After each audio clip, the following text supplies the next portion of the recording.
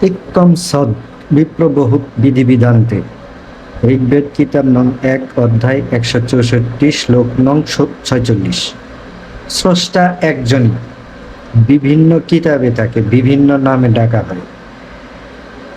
যেমন সংস্কৃত শব্দ হচ্ছে ভগবান, আরবিতে আল্লাহ, হিব্রু ভাষায় ইলা, আর আরামাইক ভাষায় এলোহিম, ইংলিশে গড। এরকম বিভিন্ন ভাষার কিতাবে বিভিন্ন ভাষায় তাকে ডাকা হয় বিভিন্ন নামে। আর প্রত্যেকটা ধর্মের কিতাবে মোহাম্মদ সাল্লাল্লাহু আলাইহি ওয়াসাল্লামের কথা বলা আছে, এবং কি মোহাম্মদ সাল্লাল্লাহু আলাইহি ওয়াসাল্লামকে মানার কথা বলা আছে।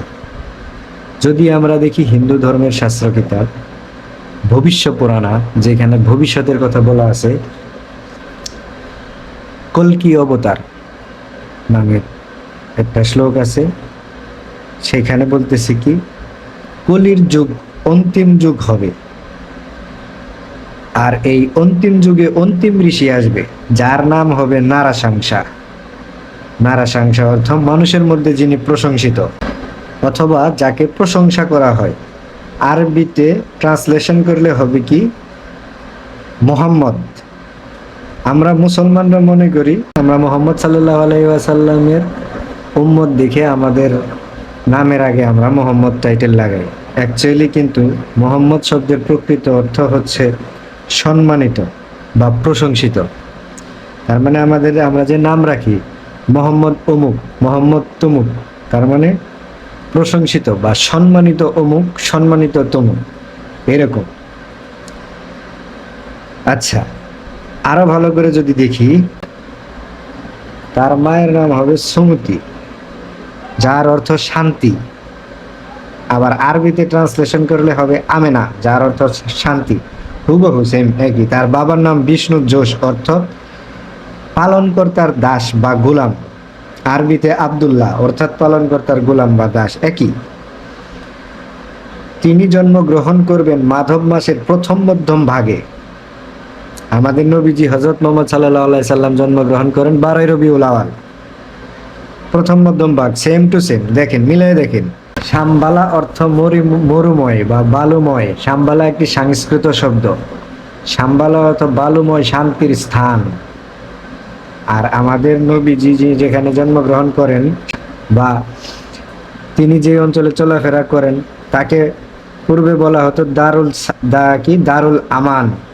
দারুল আমান বলা হতো তাকে, মানে শান্তিময় অঞ্চল, স্থান, ওই একই, সেম টু সেম। শুধু দেখেন নামের পরিবর্তন করা হয়েছে, নামের পরিবর্তন হচ্ছে দিন দিন, আর কিছু না, এই আর কি। তার থাকবে 4 জন সহচর। আমরা সবাই জানি মুসলমানরা যে ওনার 4 জন সাহাবী ছিলেন। তিনি ঘোড়ার পিঠে ও উটের পিঠে চড়বেন। তিনি ঘোড়ার পিঠেও চড়বেন, উটের পিঠেও চড়বেন। তার মানে কি তিনি ইন্ডিয়ান কোনো ঋষি হবেন না। এটা তো আপনাদের বোঝা উচিত যে তিনি অন্য গোত্রের থেকে আসবেন। কারণ কোনো ইন্ডিয়ান ঋষি বা ব্রাহ্মণ কখনোই উটের পিঠে চড়তে পারবে না। এটা শাস্ত্রে নিষেধ আছে, শাস্ত্রে নিষেধ করা আছে। ইয়েস, তার মানে তিনি অন্য জাতি, আপনাদের বোঝা উচিত। তিনি লতাকুণ্ডের মাধ্যমে পবিত্র হবে না, তিনি পবিত্র হবে যুদ্ধের মাধ্যমে। তিনি এক মহা বিপ্লব সৃষ্টি করবেন শয়তানকে ধ্বংস করে বা শয়তানকে তাড়িয়ে। ইতিহাস সাক্ষী নবী মুহাম্মদ সাল্লাল্লাহু আলাইহি সাল্লাম জন্মের কিছু পূর্ব থেকেই মক্কাতে জাহেলিয়াতে পরিপূর্ণ ছিল। যেমন মিথ্যা কথা বলা, সুদ খাওয়া, ঘুষ, দুর্নীতি, মূর্তি পূজা করা,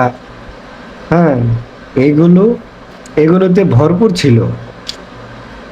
এগুলো হচ্ছে শয়তানের কাজ। আর এগুলোকেই তিনি বিদায় করেছেন ওনার জীবদ্দশায়। উনি পরাজিত করবেন 60,090 জন সৈন্যকে। নবী মুহাম্মদ সাল্লাল্লাহু আলাইহি সাল্লাম উহুদের যুদ্ধে 60,000-এরও বেশি সৈন্যকে পরাজিত করেছিলেন তার সাহাবীদেরকে নিয়ে। ইতিহাস সাক্ষী আছে, মিলিয়ে নিন। তাহলে আপনারা নবী মুহাম্মদ সাল্লাল্লাহু আলাইহি সাল্লামকে কেন মানতেছেন না? আপনাদের তো মানা উচিত। আপনাদের যেহেতু শাস্ত্রের মধ্যে ওনার কথা উল্লেখ করা হয়েছে, আপনাদের তো এগুলো বোঝা উচিত। যারা এই ধর্ম নিয়ে ভালো গবেষণা করেন, ব্রাহ্মণ ঋষি মনীষী আছেন, যারা কিতাবগুলো দেখেন পড়েন, তারা আপনারা প্রচার করেন না কেন যে নবী মোহাম্মদ সাল্লাল্লাহু আলাইহি সাল্লামের কথা আমাদের শাস্ত্রে এসেছে, আমাদেরকে ওনার কথা মানতে বলা হয়েছে। যদি তোমরা স্বর্গে যেতে চাও তাহলে ওনাকে ও ওনার রেখে যাওয়া কিতাবকে অনুসরণ করবে। তো আপনারা মানেন, দেখেন, পড়ে দেখেন, আপনাদের মিলিয়ে দেখেন, ওনার কথা শুধু আপনাদের এই কিতাবে না, ওনার কোরআনে আল্লাহ বলতেছে কি যে তোমাকে তারা চেনে যেমন চেনে তাদের সন্তানদেরকে। মানে কিভাবে চেনে? আপনি সন্তানদেরকে চেনার কথা বলছেন, মানে নবীর মোহাম্মদকে তারা এমন ভাবে চেনে, এমন গভীর ভাবে চেনে। ঠিক আছে, দেখেন আপনারা এলো খ্রিস্টান ধর্মের যদি বাইবেল পড়েন, বাইবেলের মধ্যে যিশু নিজের মুখে বলে গেছে, আমি অনেক কিছুই তোমাদেরকে বলে যেতে পারতাম, কিন্তু তোমরা সেগুলোকে মেনে নিতে পারবে না। যখন সেই সত্যের আত্মা আসবে তখন তোমাদেরকে অন্ধকার থেকে আলোর দিকে নিয়ে যাবে, সে আমার প্রশংসা করবে। হ্যাঁ, তিনি নিজে থেকে কিছু বলবে না, তাকে যা ওহী করা হবে তাই সে বলবে। তিনি আমার প্রশংসা করবে মানে কি? নবী মোহাম্মদ সাল্লাল্লাহু আলাইহি সাল্লাম কি খালি উনি নবী মোহাম্মদ সাল্লাল্লাহু আলাইহি সাল্লাম কি শুধু যিশুর প্রশংসা করছেন? আমরা আমরা ওনার যে উম্মত, ওনার যে আমরা উম্মত, আমরা ওনার প্রশংসা করি এবং কি আমরা ওনাকে নবী হিসেবে মানি। যদি আমরা নবী হিসাবে না মানি তাহলে তো আমরা মুসলমানই না। মিলে দেখেন, বৌদ্ধ ধর্মের কিতাবের মধ্যে বলতেছে যে আমি গৌতম বুদ্ধ বলতেছে যে বা আমি প্রথম বুদ্ধা নই, আমি শেষ বুদ্ধাও নই, আমার পরে আরেকজন বুদ্ধা আসবে যার থাকবে বিশ্বজগতের জ্ঞান। হ্যাঁ, এরকম ভবিষ্যৎবাণী করা আছে আপনাদের গসপেল অফ বুদ্ধার মধ্যে, পড়ে দেখেন। তো সবগুলো কিতাবের মধ্যে তো এগুলোর মানে ওনাদের নবী মোহাম্মদ সাল্লাল্লাহু আলাইহি সাল্লামকে মানার কথা বলতেছে। তো আপনারা কেন মানবেন না ওনাকে? ওনাকে মানতে হবে তো, আপনাদের শাস্ত্রে যেহেতু আছে সেহেতু মানতে হবে। স্বর্গ, জান্নাত, হেভেন এগুলো পেতে হলে এক ঈশ্বরে বিশ্বাস করতে হবে, নবী মোহাম্মদ সাল্লাল্লাহু আলাইহি সাল্লামকে মানতে হবে, তাহলে পাবেন, তা না হলে পাবেন না, সোজা হিসাব। ওনার রেখে যাওয়া কিতাবকেও মানতে হবে। এই আল কোরআন শাস্ত্রের লেখা আছে, দেখে মিলিয়ে নিতে পারেন। আল্লাহ, খোদা, গড, ঈশ্বর যাই বলেন না কেন মানতেই হবে তাকে। তার কোনো আকার আকৃতি দেওয়া যাবে না, তিনি নিরাকার। তার দেওয়া বিধিবিধান মেনে চলতেই হবে, তা না হলে কখনোই স্বর্গে যাওয়া যাবে না।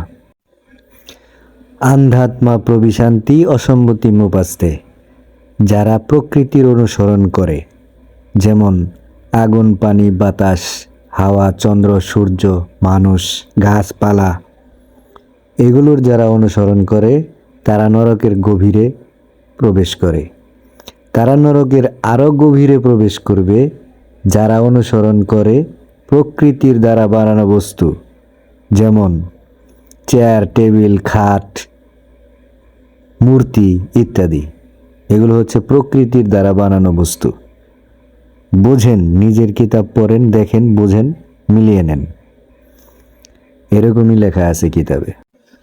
আমাকে উল্টাপাল্টা না বলে নিজের শাস্ত্র খুলুন, নিজের শাস্ত্রে লেখাগুলো রয়েছে কিনা দেখে নিন।